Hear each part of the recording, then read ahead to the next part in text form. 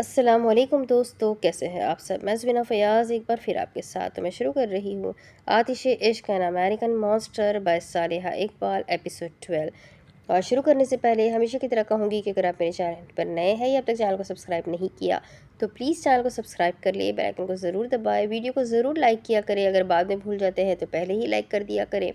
Comment کر کے ضرور بتایا کریں کہ آپ کو ناول کیسا لگ رہا ہے، آپ ناول میں اور کون سا کیریکٹر پسند آ رہا ہے، آپ کس کنٹری سے میرے ویڈیوز کو واچ کرتے ہیں۔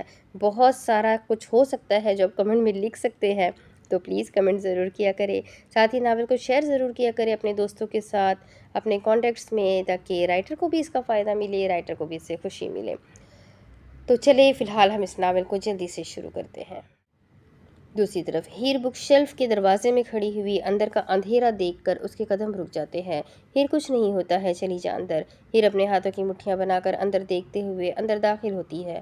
ہیر اندر داخل ہوتے ہی اپنے موبائل کی ٹارچ آن کر کے دیوار پر ہاتھ مارتے ہوئے وہ سوئچ بورڈ ڈھونڈنے کی کوشش کرتی ہے۔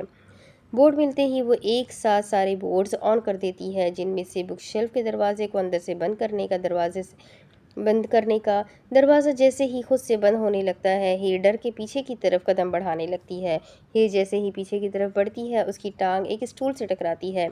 ہیر مزید ڈرتے ہوئے اپنے پیچھے دیکھتی ہے تو دیوار پر ہر طرف مرے ہوئے آدمیوں کی تصویریں ہوتی ہیں، جس کا دل اس کے سینے سے باہر ہوتا ہے۔ ہر ایک آدمی کی بے رحم موت کی تصویریں ہوتی ہیں، کسی کا سر نہیں تو کسی کا دھڑ کا کوئی حصہ نہیں۔ یہ تصویر دیکھ کر اس کا دل الٹی والا ہو گیا تھا۔ وہ اپنے منہ کو بند کیے ہوئے اپنی الٹی کو باہر نکلنے سے روکتی ہے۔ ہر ایک آدمی کی تصویر کے اوپر لال مارکر سے اس کا نام اور مرنے کی ڈیٹ لکھی ہوئی تھی، اور ایک بلیک کلر کی ڈوری سے ہر ایک تصویر کو آپس میں جوڑا ہوا تھا۔ ہر تصویر پر نمبر وائز گنتی لکھی ہوئی تھی، جیسے دھاگے کی مدد سے اسی طرح آپس میں باندھا ہوا، اور وہ سب دھاگے سے بنے ہوئے نشانے ایک طرف بڑھ رہے تھے۔ ہیر اوپر تصویر کو غور سے دیکھتے ہوئے نمبر وائز اس دھاگے سے بنے ہوئے نشانات کی طرف وہ بڑھتی ہے۔ ہر تصویر کا نشانہ ایک ہی طرف جا کر رک جاتا ہے۔ بابا! ہیر جہانگیر کی تصویر کو دیکھ کر بے یقینی سے جہانگیر کی تصویروں کو دیکھنے لگ جاتی ہے، اور اس کے نیچے الیگزینڈر اور لیزل کی تصویر کے ساتھ ساتھ ایک کم عمر لڑکی کی تصویر پر ہیر کی نگاہ جا ٹھہرتی ہے۔ وجدان میرے بابا کو جانتے ہیں، ہیر جہانگیر کی تصویر پر اپنی انگلیاں چلاتے ہوئے خود سے ایک سوال کرتی ہے، پر وہ کیسے؟ ہیر جہانگیر کی تصویر سے نظریں ہٹا کر اس کے نیچے الیگزینڈر کی تصویر کو دیکھتی ہے، اور دو پل کے لیے وہ خود کو اسی لمحے میں روک کر اس تصویر کو حیرانگی سے دیکھنے لگ جاتی ہے۔ الیگزینڈر! ہیر ہچکچاتے ہوئے نام لیتی ہے۔ بابا کے ساتھ میں نے ان کی تصویر نیوز پیپر میں دیکھی تھی، انہیں تو بابا نے پکڑوایا تھا، یہ الیگزینڈر کی بیٹی ہے، پر یہ کون ہے؟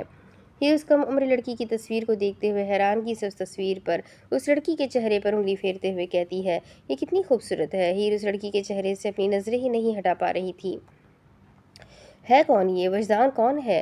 کیا یہ الیگزینڈر کے بیٹے ہیں؟ ان کے بیٹے کیسے ہو سکتے ہیں؟ وہ تو میرے بابا سے بھی بڑی عمر کے انسان تھے، اور وجدان کی ابھی اتنی عمر نہیں ہے، وہ تو 30 سال تک کے ہوں گے، پھر ان کا آپس میں تعلق؟ ہیر کی نظریں ابھی بھی اسی لڑکی کے چہرے پر ہوتی ہے۔ اگر یہ میرے بابا کو جانتے ہیں تو پھر یہ مجھے بھی جانتے ہیں، اٹلی میں ہم مشہور ہے، کیا وجدان مجھے جانتے ہیں؟ ہیر کی ذہن میں ایک کے بعد ایک سوال پیدا ہوتا جا رہا تھا۔ کیا ہے یہ شخص؟ ہیر دوبارہ ان آدمیوں کی تصویروں کو دیکھتے ہوئے کہتی ہے، اگر وجدان مجھے جانتے ہوتے تو یقیناً ان کا اب تک کوئی رد عمل ضرور ہوتا۔ انہوں نے مجھے اب تک کچھ نہیں کیا ہے سوائے دھمکانے کے، تو اس کا مطلب صاف ہے، وجدان میرے بابا کو جانتے ہیں پر مجھے نہیں جانتے۔ وہ نہیں جانتے ہیں کہ میں ڈیول کی بیٹی ہوں، تو مطلب ٹینشن والی بات نہیں ہے۔ ہیر سنبھال خود کو اور فائل کو ڈھونڈ، ڈائمنڈ کے بارے میں کچھ معلومات یہاں ضرور ہوگی۔ ہیر اپنے دل پر ہاتھ رکھ کر اپنے آپ کو کمپوز کرتی ہے، اور ایک گہری سانس لیتے ہوئے اپنا دھیان وجدان سے ہٹا کر وہ وہاں انہی تصویر کے نیچے بنے ہوئے ڈراور کی تلاشی لینے لگتی ہے۔ بس مجھے وہ فائل مل جائے جو میں لینے آئی تھی، پھر وجدان کون ہے اور کیا ہے اور کس کا بیٹا ہے، میرا اس سے کوئی تعلق نہیں ہے۔ ہیر دراز کی تلاشی لیتے ہوئے کہتی ہے، پر اسے اب بھی وہاں کچھ نہیں ملتا ہے۔ کیا مصیبت ہے، اب یہاں بھی کچھ نہیں ہے؟ ہیر اپنی کمر پر ہاتھ رکھ کر ادھر ادھر دیکھتے ہوئے کہتی ہے، اپنی گردن وہ جیسے ہی اپنے دائیں جانب کرتی ہے، سکندر اور وجدان کی ایک ساتھ تصویر دیکھ کر وہ اس کی طرف قدم بڑھاتی ہے۔ اس جگہ میں ایسی تصویر کا ہونا ضروری نہیں تھا، پھر یہاں کیوں ہے یہ؟ ہیر ایک پولیس والی کی طرح سوچتے ہوئے تصویر کو اتارنے کے لیے ہاتھ بڑھاتی ہے، پر تصویر اپنی جگہ سے ٹس سے مس نہیں ہوتی ہے، پر کھل ضرور جاتی ہے۔ ہیر اسے جیسے ہی فریم سے پکڑ کر کھینچنے کی کوشش کرتی ہے، فریم دیوار میں رہ جاتا ہے اور اندر کی تصویر ایک دروازے کی طرح کھل جاتی ہے۔ اوہ، یہ بھی دروازہ ہے! ہیر حیرانگی سے دیکھتی ہے، پر مسکراتے ہوئے یہ اتنے سارے آئیڈیاز کہاں سے لاتے ہیں؟ یہ سب بنوانے کے لیے پکا ہائیڈ اینڈ سیک ان کی فیوریٹ گیم ہے۔ ہیر ہنستے ہوئے اندر لاکر کو دیکھتے ہوئے کہتی ہے، تو فائنلی لاکر مل گیا ہے مجھے۔ ہیر ایک گہری سانس لیتے ہوئے اسے کھولنے کی کوشش کرتی ہے، پر لاکر ہیر سے نہیں کھلتا۔ اسے کھولنے کے لیے اس پاس ورڈ کی ضرورت ہوتی ہے۔ اب اس سے بھی پاس ورڈ لگا دیا ہے اور کتنے دروازوں کے پیچھے چھپا کر رکھا ہوا ہے۔ وجدان، یہ مان تم نے اپنی قیمتی چیزوں کو، ہیر اپنے آپ سے کہتے ہوئے اس لاکر کو دیکھتے ہوئے سوچنے لگتی ہے، پاس ورڈ کیا ہوگا اس کا؟ ہیر دوبارہ ادھر ادھر نظریں گھمانے لگتی ہے۔ یہاں پر کیا چیز سب سے مختلف ہے؟ میرے بابا کا ہونا، الیگزینڈر کا ہونا، یا پھر اس لڑکی کا ہونا؟ یہ اپنے دماغ کے گھوڑے کو دوڑاتے ہوئے سوچتی ہے۔ اس لڑکی کا ہونا، وجدان کی زندگی، کبھی کوئی لڑکی مجھ سے زیادہ ضروری نہیں آئی ہے آج تک، تو یہ کون ہے؟ ہیر اس تصویر کی طرف بڑھتے ہوئے جھک کر قریب سے اس تصویر کو دیکھتی ہے۔ اس تصویر پر چھوٹے چھوٹے الفاظوں میں لکھے ہوئے نمبروں پر 20 اگست 2002۔ یہ اس تاریخ کو پڑھ کر جلدی سے لاکر میں پاس ورڈ کے طور پر اسے لگاتی ہے اور پہلی بار میں ہی اسے کھولنے میں کامیاب ہو جاتی ہے۔ پروفیشنل ہوں میں، بات چوری کی ہو یا جاسوسی کی، ہیر کو ہر طرح کی سچویشن سے نکلنا اچھے سے آتا ہے۔ ہیر اپنی تعریف کرتے ہوئے اپنا کندھا تھپتھپاتے ہوئے کہتی ہے اور کہہ کر لاکر میں موجود فائلز کو ایک ساتھ نکال دیتی ہے اور ان میں سے اپنی والی فائل ڈھونڈنے لگتی ہے۔ لاکر میں 13 سے زائد فائل موجود تھی، پر ہیر ان سب میں سے صرف اپنی والی فائل ڈھونڈ رہی تھی۔ مجھے تم سے کوئی مطلب نہیں ہے مسٹر ہسبینڈ، جو کرنا ہے کرتے رہو، بس جو میرا ہے وہ مجھے دے دو۔ ہیر اپنی فائل کی طرف دیکھتے ہوئے کہتی ہے۔ ہیر باقی کی فائلز واپس لاکر میں رکھ کر اچھے سے واپس بند کر دیتی ہے اور اوپر سے اسی بورڈ کی طرف بڑھتی ہے۔ اپنا فون اٹھا کر وہ دوبارہ ان بٹنوں کو بند کرتی ہے، جس کی وجہ سے بک شیلف کا دروازہ واپس کھل جاتا ہے۔ ہیر اپنا فون اٹھا کر فوراً سے سیکرٹ روم سے فائل اٹھا کر وجدان کے آفس میں آ کر فوٹو فریم سے بک شیلف واپس بند کرتی ہے اور فائل اپنے دوپٹے میں چھپاتے ہوئے وہ اس کے آفس سے باہر نکل جاتی ہے اور سیدھا اوپر اپنے کمرے کی طرف بڑھنے لگتی ہے۔ وہ 2 سیڑھیوں پر چڑھتی ہی ہے کہ ٹی وی چینل پر وجدان کی نیوز سن کر اس کے قدم آگے بڑھنے سے رک جاتے ہیں۔ ہیر دوڑتے ہوئے واپس لاؤنج ایریا میں آتی ہے، جہاں گھر کا میل سرونٹ ٹی وی ریموٹ ہاتھ میں پکڑے ہوئے وجدان کی نیوز باقی کے اسٹاف کے ساتھ سن رہا تھا۔ I think monster is dead۔ Male servant TV وی پر وجدان کی گاڑی کی طرف اشارہ کرتے ہوئے کہتا ہے، Look at his car, I also think like that۔ ایک اور لڑکی اس کے ہاں میں ہاں ملاتے ہوئے کہتی ہے۔ ہیر ان کے پیچھے کھڑی ہوئی حیرانگی سے ان کی بات سن رہی تھی اور ٹی وی پر وجدان کی نیوز چلتی ہوئی دیکھ رہی تھی۔ کیا وجدان مر گئے ہیں؟ ہیر دھیرے سے حیران کن نظروں سے دیکھتے ہوئے کہتی ہے۔ ہیر کے ہاتھ میں پکڑی ہوئی فائل جسے وہ اتنی محنت سے لے کر آئی تھی، وہ بے یقینی میں زمین پر گر چکی تھی۔ ہیر ٹی وی کی طرف اپنے قدم بڑھا رہی تھی کہ اس کے فون پر ڈیول کی کال آتی ہے۔ ہیر پہلی بار فون بجنے پر اس کی طرف نہیں دیکھتی۔ جب کال دوبارہ آتی ہے تو سب نوکروں کی نظر ہیر پر پڑتی ہے۔ اسے دیکھ کر سب فوراً سے وہاں سے بھاگ جاتے ہیں۔ ہیر بھی دوبارہ فون بجنے پر فون کی طرف دیکھتی ہے اور ڈیول کی کال لگی ہوئی تھی۔ دیکھ کر ہیر فوراً سے فائل اٹھا کر ٹیبل پر رکھتے ہوئے وہ خود کھڑکی کی طرف اپنے قدم بڑھا کر اپنے آپ کو کمپوز کیے ہوئے وہ فون اٹھاتے ہی جہانگیر کو سلام کرتی ہے۔ السلام علیکم بابا۔ ہیر فون اٹھاتے ہی سلام کرتی ہے۔ وعلیکم السلام۔ جہانگیر فون کی دوسری طرف سے ہیر کو کیمرے میں کھڑکی کے پاس کھڑا دیکھتے ہوئے کہتا ہے، جو کرنے گئی تھی وہ کر لیا؟ جہانگیر دو ٹوک لہجے میں پوچھتا ہے۔ جہانگیر لگاتار ہیر کو کیمرے میں دیکھ رہا تھا۔ جب اس کے ہاتھ میں فائل دیکھتا ہے، جہانگیر ہیر کو پھر فون ملاتا ہے۔ جہانگیر نے صرف اسے وجدان کے آفس میں جاتے ہوئے دیکھا تھا، اس کے اندر کے مناظر کسی نے بھی نہیں دیکھے تھے سوائے ہیر اور وجدان کے۔ جی بابا، ہو گیا ہے۔ ہیر پلٹ کر فائل کی طرف دیکھتے ہوئے کہتی ہے، واپس آ جاؤ، باقی کا میں دیکھ لوں گا۔ جہانگیر کیمرے سے نظریں ہٹاتے ہوئے ہیر سے بات کرتے ہوئے وہ اپنے آفس کی طرف بڑھنے لگتا ہے۔ ہیر، کہاں کھو گئی بیٹا؟ جواب نہیں دے رہی ہو؟ جہانگیر اپنے کمرے میں داخل ہوئے وائن ٹیبل کی طرف قدم بڑھاتے ہوئے پوچھتا ہے۔ بابا وہ، ہیر کہتے ہی اپنا سر جھکا لیتی ہے اور مڑ کر دوبارہ ٹی وی پر وجدان کی نیوز چلتی دیکھتی ہے۔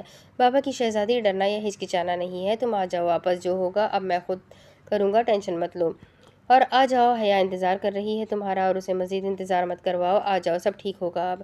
جہانگیر گلاس اٹھائے اسے لبوں سے لگاتے ہوئے अपने कमरे की खिड़की की तरफ बढ़ने लगता है। हीर अब भी जवाबन खामोश रहती है। उसके दिल में हौल उठने लग गए थे। वजदान की खबर सुनकर वो उससे दूर जाना चाहती थी। वो उसकी ज़िंदगी में जो लेने आई थी वो ले चुकी थी, पर अब उसके इरादे, उसके कदम डगमगा रहे थे वजदान की वजह से। लेकिन अब भी वो अपने इरादे पर अटल थी। हीर अपनी आंखें बंद करके गहरी सांस लेती है और अपनी आंखों को खोल कर वो बाहर गार्डन में लगे हुए सफ़ेद फूलों की तरफ देखते हुए कहती है, आ रही हूँ मैं बाबा, आ रही हूँ। काम हो गया है जो करना था, अब और कुछ नहीं है मेरा यहाँ।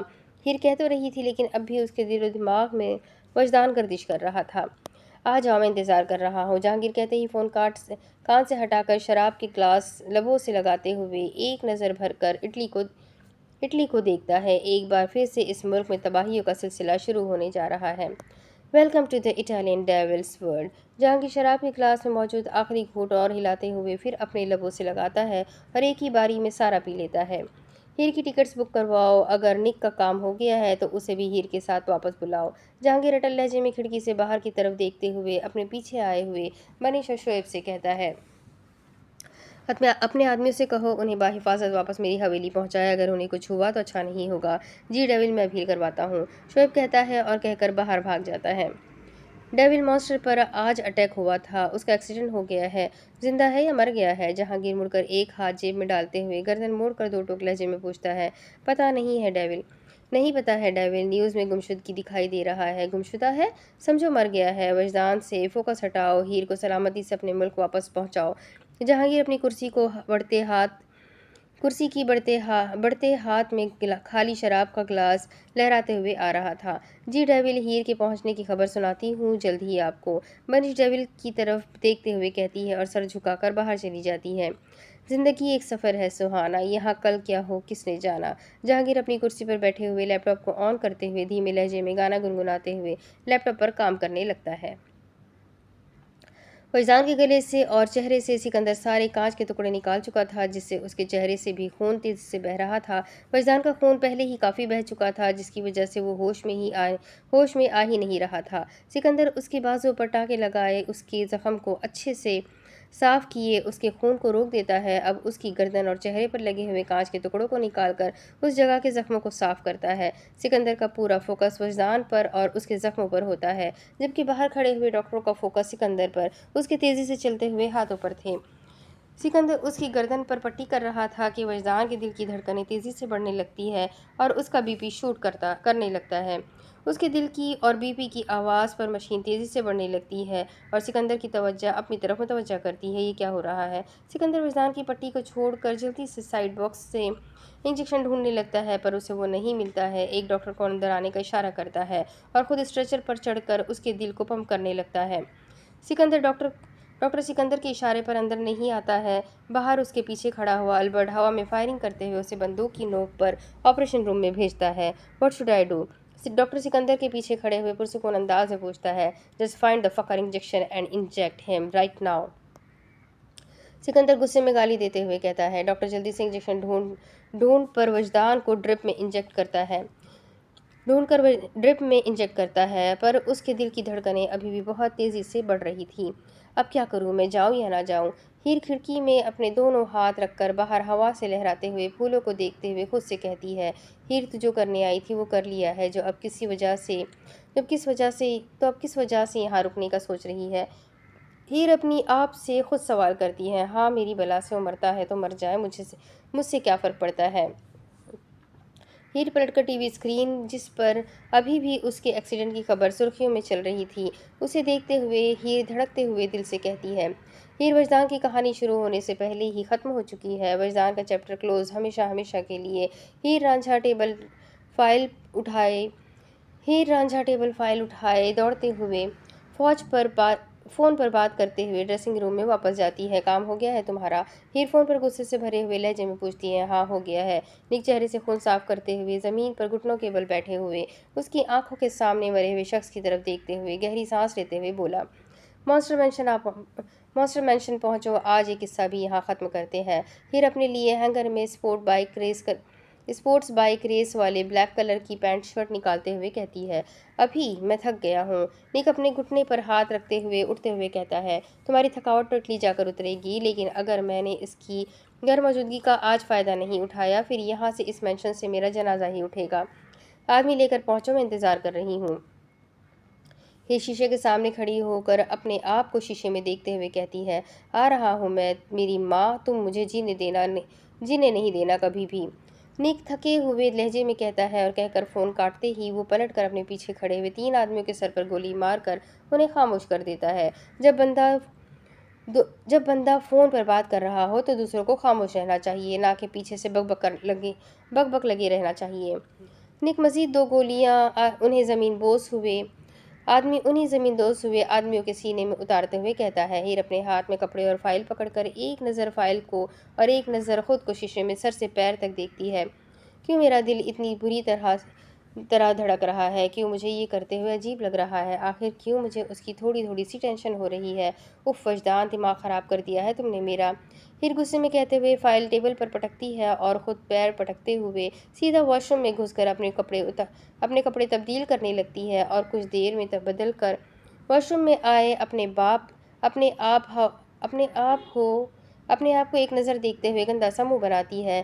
ہیر منہ بناتے ہوئے اپنے شوز پہنتی ہے، فائل اپنی شرٹ میں پیچھے کی طرف چھپاتے ہوئے وجدان کے ڈرار میں سے اس کی گن نکال کر وہ بھی اپنی شرٹ میں پیچھے کی طرف چھپاتے ہوئے وہ اپنے شوز پہن کر ایک گہری سانس لیتے ہوئے اپنے فون کو کوٹ کی جیب میں ڈالتے ہوئے وہ ڈرار کی طرف بڑھتی ہے جہاں اسے کیمرہ رکھا تھا۔ اس کیمرے کو وہ اٹھا ہی رہی تھی کہ گاڑیوں اور گولیوں کی آواز پر ہیر مسکراتے ہوئے کھڑکی کی طرف دیکھتی ہے اور ہنستے ہوئے لاکر کو بند کرتی ہے۔ گڈ بائے مسٹر ہسبینڈ، اللہ آپ کو جنت الفردوس میں اعلیٰ مقام عطا فرمائے۔ ہیر حیدر کی کہانی ختم، ہیر جہانگیر عالم کا چیپٹر شروع۔ ہیر کمرے سے باہر کی طرف جاتے ہوئے بلیک جین شرٹ پر بلیک کلر کا کوٹ پہنتے ہوئے وہ سیڑھیوں سے نیچے فل ایٹیٹیوڈ میں اترتے ہوئے اپنی شرٹ کے نیچے سے گن نکال کر اس کا ٹریگر چڑھاتے ہوئے اس کی سیفٹی کے لیے آتے ہوئے وجدان کے گارڈز کے سر پر نشانہ باندھ کر وہ مینشن سے باہر کی طرف قدم بڑھاتی ہے جہاں آدمیوں کی لاشیں بچھی ہوئی تھی، کچھ وجدان کے آدمیوں کی اور کچھ ڈیول کے آدمیوں کی۔ ڈیول کے لوگ ہیر کو دیکھتے ہی ان سب کے چہروں پر مسکراہٹ چھا جاتی ہے، ایک فخریہ مسکراہٹ جو ہیر کو دیکھتے ہوئے نک کے ساتھ ساتھ اس کے زندہ بچے ہوئے لوگوں پر تھی۔ ہیلو کرائم پارٹنر، نک گاڑی کے بونٹ پر ریلیکس ہو کر بیٹھتے ہوئے ہیر کو مینشن کے دروازے میں کھڑا ہوا دیکھتے ہوئے کہتا ہے، ہیلو کرائم۔ ہیر گن ہوا میں بلند کیے ہوئے اپنے سر سے اوپر لے جاتے ہوئے کہتی ہے، کافی خوبصورت لگ رہی ہو۔ نک گاڑی کے بونٹ سے اترتے ہوئے کہتا ہے، کیا کروں، تمہیں دیکھنے کے بعد میرے چہرے پر آیا ہوا گلو ہے یہ۔ ہیر گن اپنے پینٹ میں لگاتے ہوئے نک کی طرف بڑھتے ہوئے کہتی ہے، اف ایسی باتیں مت کرو، مجھے شرم آتی ہے۔ نک اپنے ہاتھوں سے اپنا چہرہ چھپاتے ہوئے کہتا ہے، نوٹنکی بند کرو اور کام شروع کرتے ہیں، رات ہو گئی ہے، اٹلی پہنچتے ہوئے صبح ہو جائے گی ورنہ۔ ہیر نک کے سامنے آ کھڑی ہوتے ہوئے کہتی ہے، شیور کرائم پیٹرول۔ نک ہیر کا رخ موڑ کر اس کے پیچھے بھاگ کر آتے ہوئے آدمی کی طرف کرتا ہے۔ ہیر پلٹتی ہے، ایک زوردار مکہ گارڈ کے منہ پر دے مارتی ہے جس سے وہ سر کے بل زمین پر جا گرتا ہے۔ نائس شوٹ، ہیر اور نک ہائی فائی کرتے ہوئے کہتے ہیں۔ کہتے ہی نک ہیر کے برابر آ کھڑا ہوتا ہے اور ان کے سامنے ان کے آدمی ان کی پروٹیکشن کے لیے آ کھڑے ہوتے ہیں۔ ہیر اور نک لڑنے کے لیے تیار تھے، لیکن ڈیول مینشن کا ہر گارڈ ہر طرح کے انسان سے لڑنے کے لیے ہر طرح سے پرفیکٹ تھا۔ ہیر اور نک دونوں بازو سینے پر باندھے ہوئے ان کو آپس میں لڑتا ہوا دیکھ رہے تھے۔ پارٹنر، مجھے نہیں لگتا ہے ہمیں لڑنے کی ضرورت ہے، یہ سب آپس میں سنبھالیں گے، ہمیں چلنا چاہیے، میری بندیاں میرا انتظار کر رہی ہوں گی۔ نک ہیر کی طرف گردن موڑ کر دیکھتے ہوئے کہتا ہے، لعنت ہے تیری شکل پر چھٹے ہوئے انسان، شرم کر لے تھوڑی سی، یہاں جان کے لالے پڑے ہوئے ہیں، ابھی بھی تجھے عشق معشوقی سوجھ رہی ہے۔ ہیر نک کی طرف اپنا منہ کیے اس کے پیر پر زور سے پیر مارتے ہوئے کہتی ہے، تو کیا ہو گیا ہے کرائم پارٹنر، انسان کو ہمیشہ اپنی خواہشات کو اولین ترجیح دینی چاہیے۔ اب مجھے حیا جیسی تو نہیں مل سکتی ہے، جو مل رہی ہے ان سے ہی گزارا کر رہا ہوں۔ جیسے کرتوت ہے تیرے لیے انسان نہیں، قبر سے تباہ شدہ مردہ اٹھا کر لانا پڑے گا۔ ہیر گاڑی کا دروازہ کھولتے ہوئے کہتی ہے، بدتمیز لڑکی، اگر کچھ اچھا نہیں بول سکتی ہے تو کچھ فضول میں بولنے کی ضرورت نہیں ہے تمہیں۔ نک ہیر کو گاڑی میں سوار ہوتے ہوئے دیکھتے ہوئے کہتا ہے، اوہ بیبی کو برا لگ رہا ہے۔ हीर गाड़ी की खिड़की में से सर बाहर निकाल कर मासूम सी शक्ल बनाकर निक के लाल सुर्ख होते हुए चेहरे को देखते हुए कहती है, यस बेबी को बुरा लग रहा है निक अपने बालों में हाथ फेरते हुए एटीट्यूड से कहता है, पीछे जंग चल रही है और ये दोनों अपनी अपनी मस्तियों में मगन हुए पड़े हैं। ओह, हीर निक के चेहरे को देखते हुए उल्टी वाला मुंह बनाते हुए निक को चिढ़ाते ही और फिर खुद हंसते हुए गाड़ी की खिड़की को वापस बंद करती है। खुदा दुश्मन को भी तेरे जैसी चुड़ैल दोस्त ना दे जो दिल के अरमानों का जनाजा निकलवाने में माहिर हो। निक ड्राइविंग सीट संभालते हुए कहता है, आमीन सुम्मा आमीन, मुझ जैसी लड़की खुदा हर मर्द के नसीब में नहीं लिखता है। फिर जहांगीर आलम का पाने वाला शख्स बहुत ख़ास होगा, वो आम मर्दों जैसा नहीं होगा। फिर बोल ही रही थी कि निक गाड़ी स्टार्ट कर देता है, तो किस मर्द के इंतज़ार में अपनी जवानी को वक्फ करने वाली है? कहीं वजदान जैसा शख्स तो नहीं चाहिए तुम्हें? निक गाड़ी मेंशन से बाहर निकालते हुए कहता है। उसकी बात पर हीर अपनी कमर से फाइल निकाल कर अपनी आंखों के सामने करती है। वजदान हीर की ज़िंदगी में सिर्फ उस फाइल की वजह से आई थी। अगर ये फ़ाइल मुझे ना मिलती तो वजदान यमान और हीर आलम के रास्ते कभी आपस में नहीं टकराते। हीर इस फाइल पर ऊपर से नाम पढ़ते हुए कहती है, लेकिन अगर वजदान अब सच में तुम्हारा नसीब बन गया हो तो फिर क्या करोगी तुम? निक गर्दन मोड़कर हीर को देखते हुए पूछता है, उसे कबूल करूंगी या एक बार फिर से उसे और उसकी मोहब्बत को ठुकरा दोगी? निक की अब भी नज़रें हीर के चेहरे पर थी। वो उसके चेहरे पर हैरानगी से आते जाते हुए रंगों को देख रहा था। मैं ऐसे शख्स का इंतखाब अपने लिए नहीं कर सकती हूँ जो मुझे मोहब्बत कम और दर्द ज़्यादा दे। वजदान को अपने लिए जैसी लड़की चाहिए वो मैं हूँ। उसे कमज़ोर नहीं मजबूत लड़की चाहिए। डेविल ने हीर को कभी कमज़ोर बनने ही नहीं दिया। मैं वजदान की सोच से बढ़कर उसके एक परफेक्ट बीवी के इंतखाब पर पूरी उतरने वाली लड़की हूँ। पर हीर की नज़र मुसलसल अपने हाथों में पकड़ी हुई फाइल पर थी। पर क्या? निक रोड पर सरसरी सी नज़र डालते हुए पूछता है। पर एक रिश्ते को निभाने के लिए एक शख्स का मुकम्मल होना ज़रूरी नहीं होता है। जब रिश्ता दो लोगों में जुड़ता है तो उसे निभाना भी दो लोगों को पड़ता है। उसने मुझे अपने रंग में रंग लिया, लेकिन मेरा क्या? मेरे बनाए हुए शौहर के खाके पर वो पूरा नहीं उतरता है। मुझे वजदान ईमान ना पहले चाहिए था, ना ही अब चाहिए। मुझे उसकी मोहब्बत नहीं चाहिए। हीर फाइल बैक सीट पर रखते हुए एक गहरी सांस लेते हुए कहती है और मुड़कर फाइल बैक सीट पर रखती ही है कि पीछे से फुल स्पीड में ब्लैक कलर की प्राडो पर फुल स्पीड में उनकी गाड़ी की तरफ बढ़ रही होती है। निक संभाल कर हीर कहते ही स्टीयरिंग को अपनी तरफ घुमा देती है, बिना बाहर की तरफ देखे हुए। हीर, ये क्या कर रही हो? निक अभी कह ही रहा था कि हीर से गाड़ी सीधा रोड पर एक बहुत बड़े पिलर से जा टकराती है और गाड़ी का बोनट मुकम्मल तौर पर टूट जाता है। बोनट से धुएं निकलने शुरू हो जाते हैं, जैसे गाड़ी किसी भी पल फटने को तैयार होती है। अंदर बैठे हुए हीर और निक दोनों के सरों पर चोट लग जाती है। हीर तो उसी पर बेहोश हो जाती है, लेकिन निक अभी होश में होता है। उसे भी बेहोशी की गुनूदगी हो रही थी। ब्लैक कलर की पराडो अब भी फुल स्पीड में उनकी तरफ बढ़ती है और निक की गाड़ी से थोड़े से फासले पर आ रुकती है। ब्लैक पराडो में इससे ब्लैक कलर के 3 पीस सूट में मलबूस जिसने कोट नहीं पहना हुआ था, आवारा आशिकों की तरह शर्ट के बटन खुले हुए थे। सीने पर मॉन्स्टर के सिग्नेचर ब्लेड लटक रही थी। वजदान पहले बायां पैर भी अपना पूरा जिस्म गाड़ी से बाहर निकाल कर उस गर्दन और चेहरे पर खुली हुई चोट के साथ वो गाड़ी के अंदर बेहोश हीर को गुस्से में देख रहा था। वजदान, मेरी कोई हेल्प चाहिए? ड्राइविंग सीट पर बैठा हुआ सिकंदर गर्दन मोड़कर पूछता है। हाँ, इस लड़के को भी बाहर निकाल, वजदान हुक्माना लहजे में कहते हुए खुद हीर की तरफ कदम बढ़ाता है। गाड़ी के बोनट से धुएं मजीद तेजी से निकलने लग गए थे। वजदान हीर की तरफ का गाड़ी का शीशा खोलकर पहले कुछ पल उसके बेहोश वजूद को देखता है और फिर उसके सीट बेल्ट खोलने के लिए झुकता है। पर बाजू में लगी हुई गोली से उसे अपना बायां बाजू हिलाया नहीं जा रहा था। वजदान हीर को देखते हुए एक गहरी सांस लेता है। दर्द में कराते हुए वो हीर की सीट बेल्ट को खोलता है। भाई ध्यान से, मैं बहुत महंगा डॉक्टर हूँ, हर बार मुफ्त में तेरा इलाज नहीं करूँगा। सिकंदर निक को गाड़ी से बाहर निकालते हुए कहता है। मरम्मत दे दूँगा, उसके पैसे मैं तुम्हें मुफ्त में। मुझे भी कुछ नहीं चाहिए। वजदान हीर को अपनी बाहों में उठाते हुए कहता है। रहता नहीं तू ऐसा अमीर शख्स। सिकंदर निक को फ्रंट सीट पर बैठाते हुए उसकी सीट बेल्ट को बंद करते हुए कहता है। तेरी सोच से ज़्यादा अमीर हूँ कमीने, इस वक्त खामोश हो जा, मुझसे नहीं बोला जा रहा है। वजदान के गले में लगे हुए कांच के टुकड़े उसकी सांस की नाली पर लग जाते हैं, जिससे उसे बात करने में भी दुश्वारी पेश आ रही थी। फाइनली तेरे मुंह पर भी चुप लगी, I am so happy. Sikandar हंसते हुए वजदान को अपनी तरफ आता देखते हुए कहता है। सिकंदर के चेहरे पर हंसी देखकर वजदान के चेहरे पर भी हल्की मुस्कुराहट छा जाती है। ہیر کو بڑی مشکل سے اپنی باہوں میں اٹھائے ہوئے وہ گاڑی کی طرف بڑھ جاتا ہے۔ وجدان ہیر کو باہوں میں اٹھائے ہوئے گاڑی کی طرف بڑھ رہا تھا تو پیچھے سے نک کی گاڑی کے بونٹ سے چنگاریاں نکلنے لگ جاتی ہیں۔ ہیر وجدان کے سینے سے سر ٹکائے ہوئے بے ہوش پر محفوظ تھی۔ وجدان اپنے درد کو اگنور کرتے ہوئے ہیر کو بحفاظت گاڑی کی طرف لیے بڑھ رہا تھا۔ وہ جیسے ہی بیک سیٹ پر پہنچتے ہیں، نک کی گاڑی ایک زوردار پٹاخہ مارتی ہے۔ انسان کو پیار میں اتنا بھی اندھا نہیں ہونا چاہیے کہ اپنا درد ہی بھول جائے۔ انسان سکندر پچھلی سیٹ کا دروازہ پکڑے ہوئے استنزیہ انداز میں کہتا ہے، وہ پیار ہی کیا جو آپ کو آپ کے ہوش نہ اڑائے۔ وجدان کی زندگی کی پہلی مصیبت ہے یہ، جس میں وہ خود سے مبتلا ہونے کے لیے مرا جا رہا ہے۔ وجدان ہیر کے چہرے کو دیکھتے ہوئے کہتا ہے، پیار ہی کرتا ہے یا عشق کر بیٹھا؟ سکندر وجدان کے کندھے پر ہاتھ رکھ کر اس سے پوچھتا ہے۔ عشق کا عین تو عذاب تھا ہی، لیکن شین سے شدید ہو کر قاف سے قہر بن گیا ہے۔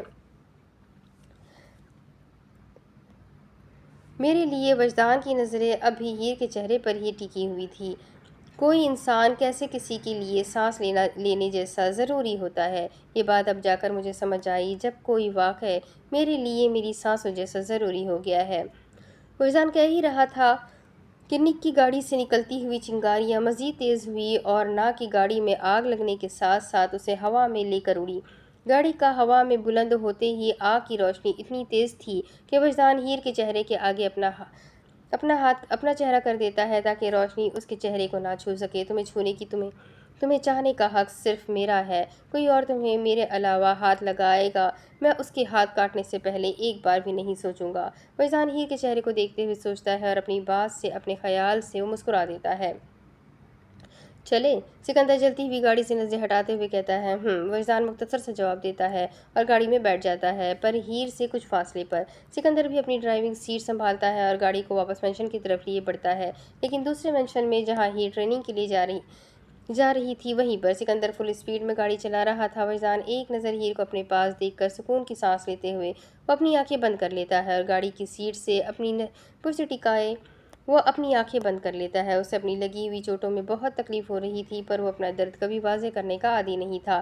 ہیر بے ہوش سیٹ سے پشت اور سر ٹکائے ہوئے بیٹھی ہوئی تھی، پر اس کا سر گاڑی چلنے کی وجہ سے پھسل رہا تھا۔ ہیر کا سر پھسلتے ہوئے وجدان کے بازو سے آ ٹکراتا ہے۔ ہیر کا سر جیسے ہی اس کے بازو سے لگتا ہے، وجدان کے منہ سے بے ساختہ درد کے مارے آہ نکلتی ہے۔ وہ جھٹ سے اپنی آنکھیں کھول کر اپنے بازو کی طرف دیکھتا ہے جہاں اس کے زخم پر ہیر کا سر ٹکا ہوا تھا۔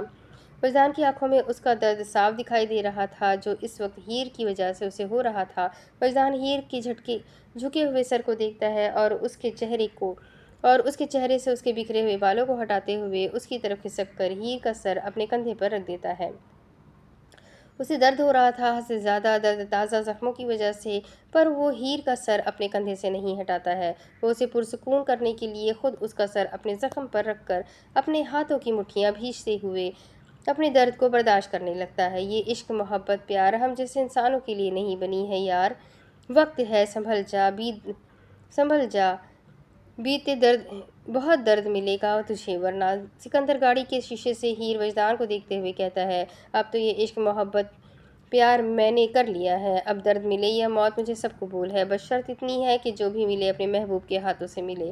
وجدان ہیر کے نرم ملائم ہاتھوں کو اپنے ہاتھوں میں پکڑے ہوئے پیار سے کہتا ہے۔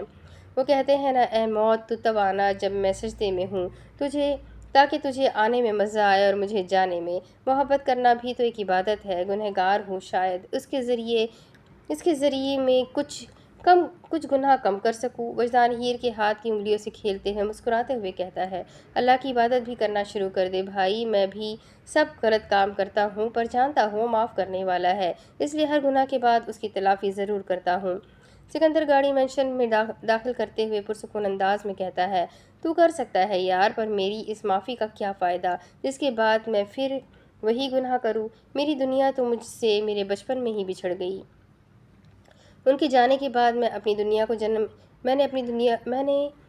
دنیا کو جہنم بنایا ہے اور میں یہ جہنم ہی ڈیزرو کرتا ہوں۔ وجدان گاڑی میں بیٹھے ہوئے گاڑی کی کھڑکی سے اپنے مانسٹر مینشن کو دیکھتے ہوئے کہتا ہے، میں ایک بار پھر جس سے محبت کرتا تھا، جو میری دنیا اور آخرت تھی، اسے حفاظت سے رکھنے میں ناکام ہو گیا ہوں، پر میں اس بار نہیں ہوں گا، میں اپنی دوسری جنت کو بحفاظت ہمیشہ اپنے پاس رکھوں گا۔ وجدان مینشن سے نظریں ہٹا کر اپنے کندھے پر بے ہوش پڑی ہوئی ہیر کے چہرے کی طرف دیکھتے ہوئے مسکراتی ہوئی نظروں سے دیکھتے ہوئے کہتا ہے، میں تیری جنت کو محفوظ رکھنے میں ہمیشہ تیری مدد کروں گا۔ سکندر اپنی سیٹ بیلٹ کھول کر وجدان کی طرف مڑ کر اس کی ٹانگ پر ہاتھ رکھتے ہوئے کہتا ہے، شکریہ بھائی، تو یقین ہے کہ ہر کوئی مطلبی بھی نہیں ہوتا ہے، ہر چیز کا شکریہ۔ وجدان سکندر کے ہاتھ کو اپنے ہاتھ میں پکڑتے ہوئے کہتا ہے، مینشن ناٹ بھائی، میں ہمیشہ تیرے ساتھ ہوں۔ سکندر وجدان کو تسلی دیتے ہوئے کہتا ہے۔ وجدان مسکراتے ہوئے سکندر کے ہاتھ سے اپنا ہاتھ نکالتا ہے اور ہیر کا سر اپنے کندھے سے ہٹا کر سیٹ پر آرام سے رکھتے ہوئے وہ گاڑی کا دروازہ کھول کر وہ پہلے خود باہر نکلتا ہے اور پھر ہیر کو نکالتا ہے۔ چلو وائفی، تمہاری ایک نئے دن کی آزادی اب ختم ہوئی۔ ایک دن کی آزادی اب ختم ہوئی، وجدان مینشن کے اندر کی طرف قدم بڑھاتے ہوئے کہتا ہے۔ سکندر ڈرائیونگ سیٹ سے باہر نکل کر اپنے آدمیوں کو اشارہ کرتے اپنی طرف بلاتا ہے اور نک کو گاڑی سے باہر نکالنے کا حکم دیتا ہے۔ سکندر آدمیوں کے ساتھ نک کو ہال روم میں لے کر جاتے ہیں جہاں ہیر کی ٹریننگ کی جاتی تھی، اسے وہاں کرسی پر لے جا کر باندھ دیتا ہے۔ وجدان ہیر کو سیڑھیوں سے اوپر اپنے آفس روم کے ساتھ اپنے ساتھ والے کمرے میں لے جاتا ہے، جو ڈارک گرے کلر کا ہوتا ہے اور بلیک کلر کے فرنیچر سے اس کمرے کی خوبصورتی میں چار چاند لگائے ہوئے تھے۔ پورا کمرے میں ڈارک گرے کلر کا رنگ تھا اور باقی کی ہر چیز بلیک تھی۔ وجدان کا پسندیدہ رنگ سفید تھا۔ ہر چیز اس نے اس کمرے میں کالے رنگ میں رنگوایا ہوا تھا۔ ہیر کو وجدان بھی ایک کرسی پر بٹھا کر اسے بھی ایک رسی سے پیٹ کے گرد ڈھیلی تکلیف نہ دینے والی گارڈ باندھ کر وجدان گھٹنوں کے بل زمین پر بیٹھ جاتا ہے اور ہیر کے چہرے پر آئے ہوئے اس کے بالوں کو اس کے چہرے سے ہٹانے لگتا ہے۔ میری زندگی کتنی عجیب ہے، جس شخص سے زندگی بھر نفرت کی، جس نے مجھے انسان سے مونسٹر بننے پر مجبور کر دیا، اسی کی بیٹی سے بے پناہ محبت کر بیٹھا۔ اتنی محبت کے دور جانے کے تصور سے میرا دل پھٹنے والا ہو جاتا ہے۔ میں سچ میں ہیر حیدر کیوں نہیں تھی یار؟ تم سچ میں ہیر حیدر کیوں نہیں تھی یار؟ ہیر جہانگیر عالم کی ڈیول کی بیٹی ہونا ضروری تھا کیا تمہارے لیے؟ اور اگر تھا بھی تو میری زندگی میں آنا ضروری تھا کیا تمہارے لیے؟ وجدان ہیر کے چہرے کی طرف دیکھتے ہوئے خود سے کہتا ہے۔ آنکھوں میں درد تھا، کچھ چوٹ کا درد، کچھ ہیر کی حقیقت جان کر اس کا درد، دونوں کو برداشت کرنا ایک ساتھ ناقابل قبول تھا وجدان کے لیے۔ تم میرے دشمن کی بیٹی ہو پر میری ہو، فرق نہیں پڑتا۔ تمہارے باپ کے نام سے مجھے صرف تم سے فرق پڑتا ہے گڑیا۔ وجدان کھڑا ہو کر ہیر کے ماتھے پر اپنے لب رکھتے ہوئے کہتا ہے، دشمنی تمہارے باپ سے ہے، اس کی اولاد سے نہیں۔ میرے لیے تم اور تمہارا بھائی دونوں بہت عزیز ہو، میرے لیے بہت ضروری ہو تم۔ وجدان کہتے ہی ہیر سے دور ہو جاتا ہے اور کمرے میں موجود الماری سے وہ اپنے لیے دوسرے کپڑے لیے واش روم میں گھس جاتا ہے۔ کیونکہ یہ کپڑے خون سے تر ہوئے پڑے تھے، وہ ہاسپٹل میں جیسے ہی ہوش میں آتا ہے سب سے پہلے وہ سوال ہی ہیر کا کرتا ہے۔ وجدان کے آئی پیڈ پر آئی ہوئی ہیر کی پرسنل انفارمیشن جو علی نے اپنے آدمیوں سے منگوائی تھی وہ وجدان کو دکھا دیتا ہے۔ ہیر کے بارے میں جان کر وہ اسی پل اسی ناساز حالت میں واشنگٹن میں سکندر کے لائے ہوئے چاپر سے واپس امریکہ پہنچتا ہے۔ ہیر کے نکلنے کے بعد وجدان کا چاپر مینشن کے گراؤنڈ میں لینڈ ہوتا ہے۔ وجدان ہیر کو گاڑی میں سوار ہوتا دیکھ لیتا ہے۔ وہ اسے پکڑنے کے لیے جاتا ہے پر اس سے نہیں چلا جاتا ہے۔ اس کے بازو نہیں ہلنے پر بھی اسے تکلیف دے رہے تھے۔ سکندر اس کی حالت کو دیکھتے ہوئے وجدان کے آدمیوں کی گاڑی میں سے ایک گاڑی لیے اس میں وجدان کو فرنٹ سیٹ پر بٹھاتے ہوئے وہ فل اسپیڈ میں ہیر اور نک کی گاڑی کے پیچھا کرنے لگ جاتے ہیں۔ ہیر نکل گئی ہے، ڈیول آفس سے نکلتے ہوئے شعیب سے پوچھتا ہے۔ جی وہ لوگ نکل گئے ہیں، ابھی اپنے آدمی سے بات ہوئی تھی۔ شعیب ڈیول کے ساتھ ساتھ چلتے ہوئے کہتا ہے، ٹھیک ہے وہ لوگ وقت پر پہنچ جائیں گے، انہیں حفاظت سے وہ ایئرپورٹ سے لے کر آ جانا۔ جہانگیر کہتے ہوئے گاڑی میں سوار ہوتا ہے اور خود ہی ڈرائیو کرتے ہوئے وہ حویلی کی طرف بڑھنے لگتا ہے۔ جہانگیر حویلی پہنچ کر گاڑی کو حویلی کے دروازے پر پارک کیے وہ اپنے کوٹ کے بٹن کو کھولتے ہوئے مینشن کی طرف بڑھنے لگتا ہے کہ حیا کو باہر گارڈن میں بیٹھے ہوئے دیکھ کر جہانگیر کے اندر جاتے ہوئے قدم باہر حیا کی طرف بڑھنے لگتے ہیں۔ یہاں کیا کر رہی ہو، ٹھنڈ لگ جائے گی تمہیں؟ جہانگیر اپنا کوٹ اتارتے ہوئے حیا کی طرف بڑھاتے ہوئے کہتا ہے۔ آپ کا انتظار۔ حیا جہانگیر کو آتا دیکھ کر مسکراتے ہوئے کہتی ہے اور کہتے ہی کھڑی ہو جاتی ہے، ماشاءاللہ میری بیوی آج میرا انتظار کر رہی ہے، خیریت ہے؟ طبیعت ٹھیک ہے؟ جہانگیر اپنا کوٹ اتار کر حیا کو پہناتے ہوئے پوچھتا ہے، میں بالکل ٹھیک ہوں، بس مجھے آج کوئی خاص کام نہیں تھا تو میں نے سوچا آپ کو یاد کر لیتی ہوں۔ حیا جہانگیر کے چہرے کو دیکھتے ہوئے ہنستے ہوئے کہتی ہے، مطلب جب تم فری ہوگی تم میرے لیے وقت نکالو گی؟ جہانگیر منہ بناتے ہوئے کہتا ہے، جی دیکھیں نا، آپ کو یاد کرنے کے لیے بھی مجھے وقت نکالنا پڑتا ہے، آپ کتنے عزیز ہیں مجھے۔ حیا جہانگیر کے سینے سے لپٹتے ہوئے ہنستے ہوئے کہتی ہے، مسکے اچھے مار لیتی ہو بیگم۔ جہانگیر حیا کی کمر کے گرد اپنے بازوؤں کا حصار باندھتے ہوئے وہ بھی ہنستے ہوئے کہتا ہے، اچھا سنیں۔ حیا جھٹ سے دور ہو کر جہانگیر کے چہرے کو دیکھتے ہوئے کہتی، کہیں میں سن رہا ہوں جہانگیر۔ حیا کی کمر کو پکڑ کر اپنی طرف کھینچتے ہوئے اپنے دائیں ہاتھ کے انگوٹھے سے اس کے لبوں پر پھیرتے ہوئے کہتا ہے، آپ سن نہیں رہے ہیں، آپ کہیں اور دیکھ رہے ہیں اور کچھ کرنے کے چکروں میں بھی ہیں آپ۔ حیا جہانگیر کی نظریں اپنے ہونٹوں پر محسوس کرتے ہوئے اس کی آنکھوں پر ہاتھ رکھتے ہوئے کہتی ہے، کتنے اچھے سے سمجھنے لگ گئی ہو تم مجھے میری جان، یہی امید تھی مجھے تم سے، تو پھر اندر چلے، مجھے یہاں کرنے میں شرم آئے گی۔ جہانگیر شرارت سے بھرے ہوئے لہجے میں کہتے ہوئے حیا کی گردن میں اپنا منہ چھپاتے ہوئے اس کی گردن پر اپنے لب رکھ دیتا ہے، جہانگیر شرم کرے اب آپ بوڑھے ہو گئے ہیں، لیکن اب بھی آپ نے اتنی گندی حرکتیں نہیں چھوڑی ہے۔ حیا جہانگیر کے چہرے کو اپنے ہاتھوں میں پکڑے ہوئے اس کی آنکھوں میں دیکھتے ہوئے بولی، بوڑھی ہوگی تمہارا خاندان، میں کیوں بوڑھا ہونے لگا بھلا؟ جہانگیر حیا کے ہاتھوں کو اپنے چہرے سے ہٹاتے ہوئے منہ پھلاتے ہوئے کہتا ہے، پتہ چل رہا ہے کون بوڑھا ہے اور کون جوان، شرم کر لے اب آپ۔ حیا جہانگیر سے دور ہوتے ہوئے واپس کرسی پر بیٹھتے ہوئے کہتی ہے، جی نہیں ڈارلنگ، وہ تم نے سنا نہیں ہے، مرد کبھی بوڑھا نہیں ہوتا ہے، کیونکہ اس کا دل ہمیشہ جوان رہتا ہے، اور انسان کو دل سے جوان ہونا چاہیے، عمر میں کیا رکھا ہے۔ جہانگیر بھی کرسی کھینچ کر اس پر بیٹھتے ہوئے کہتا ہے، بول لے، جو دل میں آ رہا ہے وہ بول لے، بولنے پر اور سوچنے پر ٹیکس تھوڑی ہے۔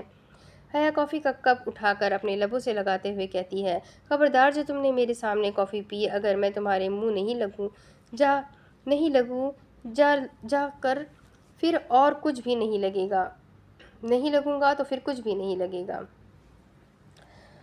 آپ کیا میں کھانا پینا چھوڑ دوں اور سارا دن آپ کو کس کرتی رہوں، یہ چاہتے ہیں آپ؟ حیا جہانگیر کے ہاتھ سے کافی کا کپ چھیننے کی ناکام کوشش کرتے ہوئے کہتی ہے، ہاں اگر مجھے منہ نہیں لگاؤ گی تو میں کسی اور چیز کو بھی تمہارے لبوں تک نہیں پہنچنے دوں گا۔ عجیب گنڈا گردی کرتے ہیں آپ میرے ساتھ، دیکھ لے کافی مجھے دے دے اور مجھے تنگ مت کریں آپ کے انتظار میں دوپہر سے بھوکی بیٹھی ہوئی ہوں اور اب آپ آ کر مجھے تنگ کر رہے ہیں۔ حیا منہ بناتے ہوئے کرسی سے پرسی ٹکاتے ہوئے اپنا منہ دوسری طرف موڑ لیتی ہے، تم نے کھانا نہیں کھایا ہے؟